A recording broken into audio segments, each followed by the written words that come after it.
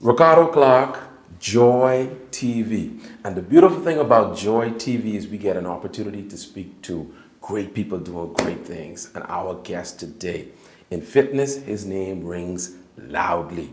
He's a man of charisma, skill, excellence. He has personality and he leaves an impression that you will always remember him. I speak of none other than Macumbla, Comby Smith. I got that right? Yeah, man. Perfect. Perfect. Ain't much people can say it like that. Came I on sound like perfect. I was coming to America on a Macumbla. That's a big introduction right there. And you know what? You're worth it, man. I would dare to say that given your contribution to the industry, it is safe to say that you are a Bahamian icon, a legend, a person who's left his mark in the hearts of so many. Let's talk about who is Comby, Macumbla. Well, first of all, what that name mean? Macumbla. That gotta mean something. Let me say, first of all, thank you, Ricardo, for even having me here. And it's an honor and a privilege to sit with you, a Bahamian icon yourself, you know, just a musical terrorist, if I might say. Wow. You know, one that just takes over the market and does and leaves a huge impact. You know, I'm still not settling because of you, by the way. Still no time to settle.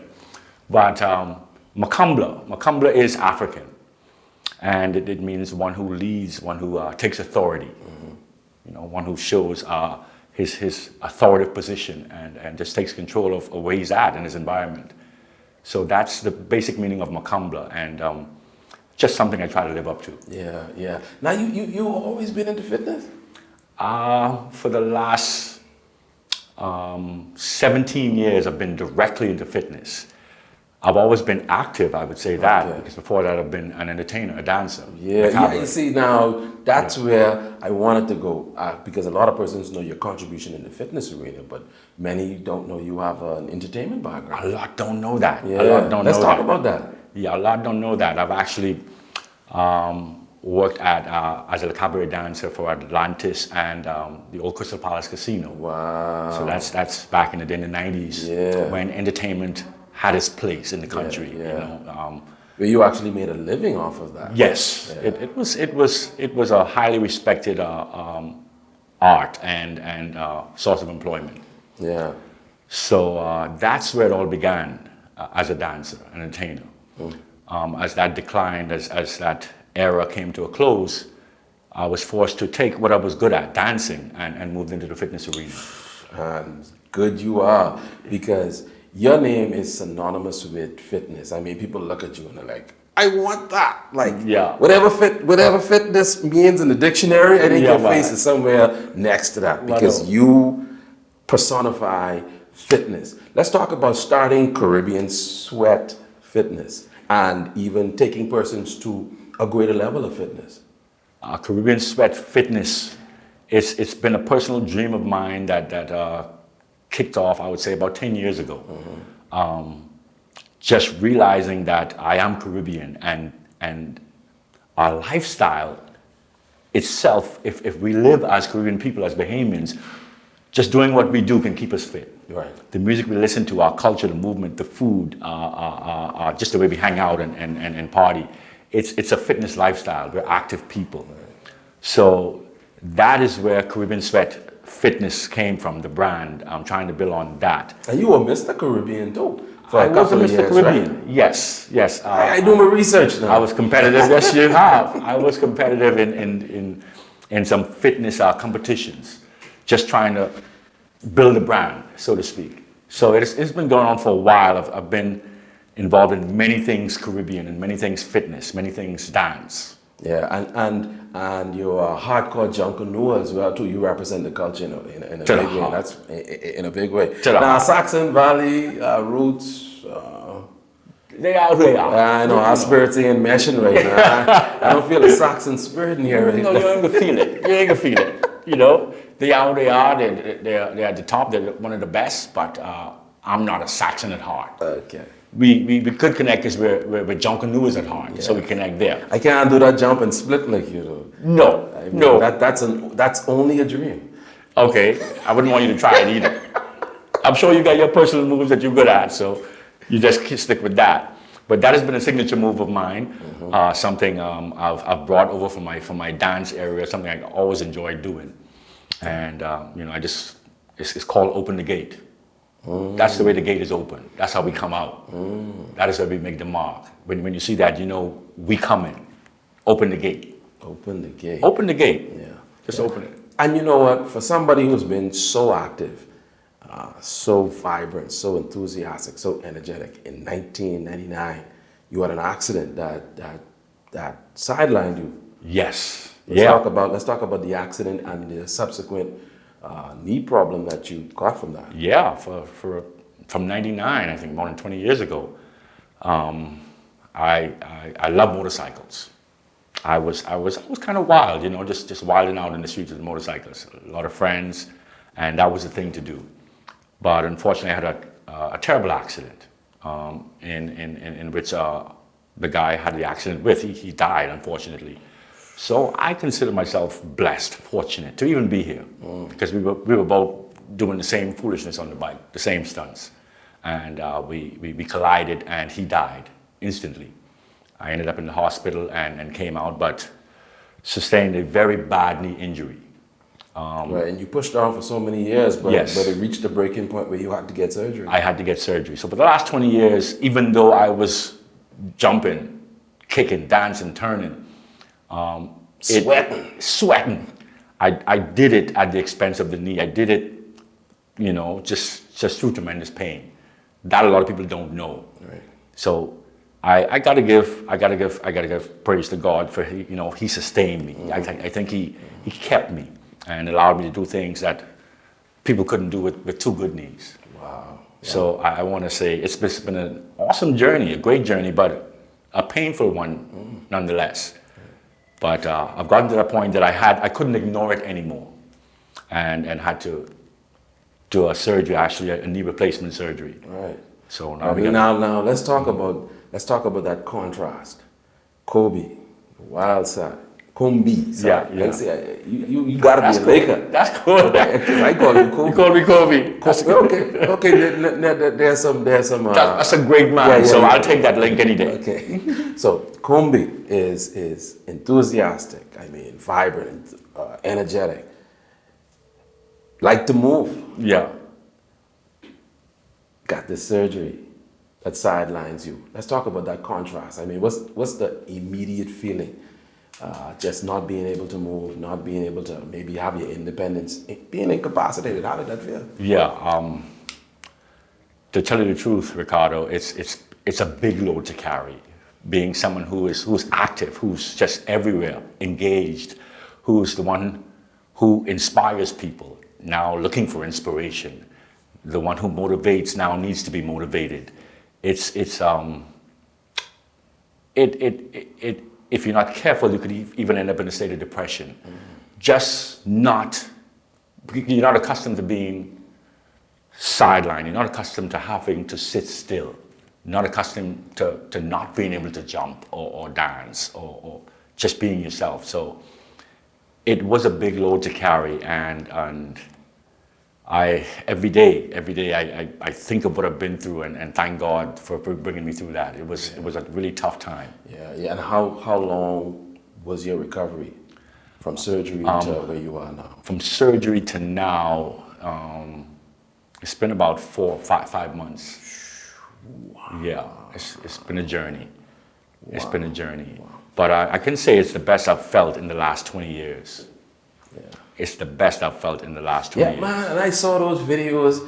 It was like you took over the facility, man. Those persons just bought into the infectious vibe that you bring. Just talk about that journey. Where I was doing therapy? Yeah. You took over the place. Yeah, I just learned to be myself. I found myself in therapy. I think the thought process of wondering whether I'll be able to do what Comby used to do, and it haunted me in there. Wow. Just going through the exercises to rebuild the legs, strengthen the thighs and the quads. It always hit me, and I could not help but wonder, are you going to be able to hit Bay Street again and rush down Bay Street? Are you going to be able to jump over somebody's head again? Right. So I had to almost encourage myself, and doing that, and to do that I had to challenge myself and let me see if I can be who I used to be. Just find yourself. You basically take your own instruction. You push the others. Yes, Now you have right? to push yourself. I had to push myself. You know, I'm always encouraging people. I'm always saying, okay, 2 more, 4 more. Come on, let's go. You can do this. I had to eat those words. Wow. And that was a humbling experience. Yeah. An awakening. Yeah, your post is very touching in that respect too. And you talked about how this whole situation humbled you, and I was like, Yeah. And I think it was a good thing, because I've always been at the top in dance and fitness, and you can build a big ego from that. Yeah. You can get a sense of pride that you're carrying around with you, knowing that you're the best. I know that, and I wore that with confidence.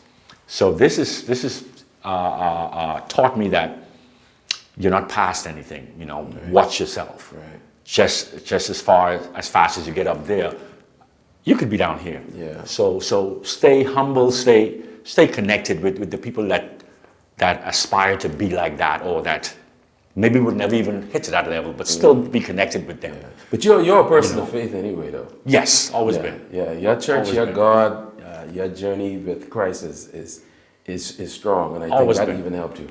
That I couldn't do it without that. Really, that was the foundation of my recovery. Yeah.